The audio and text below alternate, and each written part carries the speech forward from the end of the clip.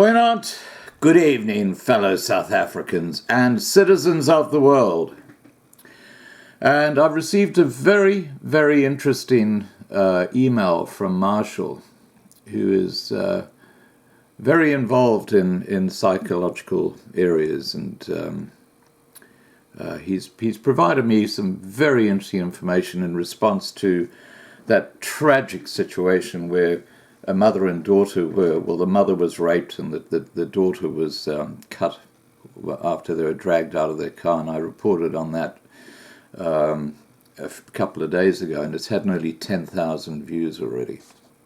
Now, just as an update to that, I can tell you that the husband and the lady and the lady herself have, through the contact that emailed me, said thank you so much for letting the world know what's happening. And I'm hoping to hold holding an interview with them, and then I'll publish it on the internet. That's been set up at the moment with the couple through the person who sent me the email. So I'll let you know when that happens. It could happen tonight. It might happen tomorrow, depending on what happens. But this email that I got from Marshall is just so on the money and so relevant to this discussion. He says, "Thank you for the sanity you bring to the news service. It is therapeutic to those in despair. I disagree with one thing you stated, and that was in relation to those who raped a woman and cruelly assaulted her daughter. You call the perpetrators animals. In defense of animals, may I voice the opinion that animals rarely, if ever, behave in this way. The perpetrators of such deeds should, in my opinion, be called savages. A good but non-politically correct English word to describe these monsters." Interestingly enough, there is much scientific research into the subject of biological determinants of male aggression. This is similar to the biologically determinants of cognitive ability, about which I have written. All of these areas of research are declared non-politically correct by the egalitarian and postmodernistic bigots, whose philosophy is being destroyed on a daily basis by hard science. The situation is somewhat similar to that pertaining to the heritable racial differences in cognitive ability, and I've actually covered that before. And in fact, the video I put up was based on Marshall's information. A review article published by Batrinos ML in the International Journal of Endocrinology and Metabolism, 2012, 10.3, and then colon, I guess this is pages 563 to 568, gives a balanced view on the positive correlation between testosterone levels and aggressive behavior. Isn't that interesting? Prisons are full of criminals. Almost all are men and almost none are women.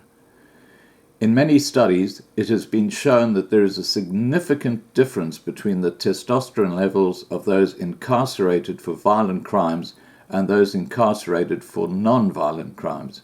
While testosterone levels are not the only determinant of violence, few would argue that they are not a very significant predictor of violence.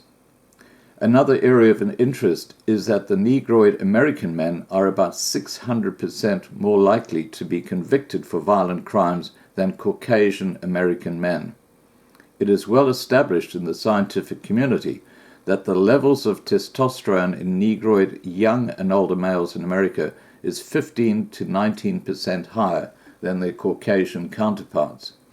While this is obviously not the only contributing factor to disproportionately high Negroid male violence, it undoubtedly is a significant factor which is immediable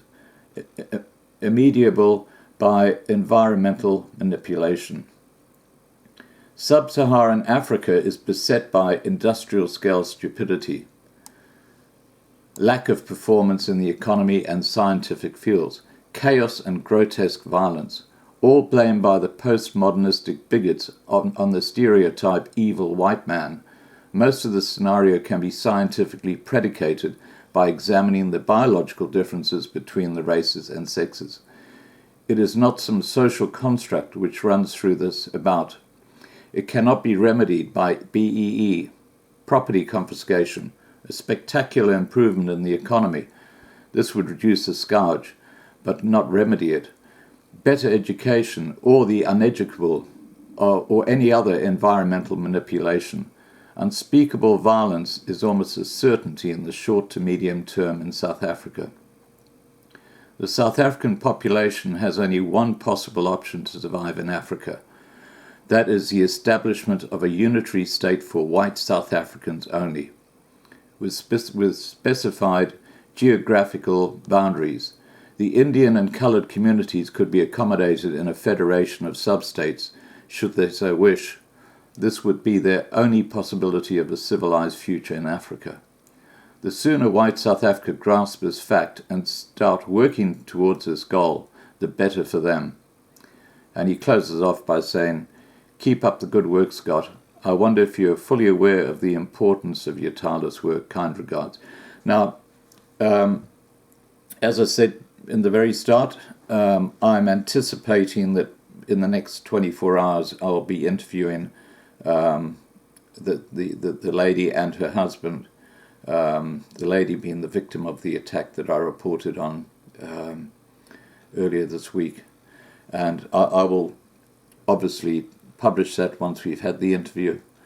But as always, you've got to subscribe to be kept informed, and you've got to ring the bell to get the updates. Please have a good evening. Bye.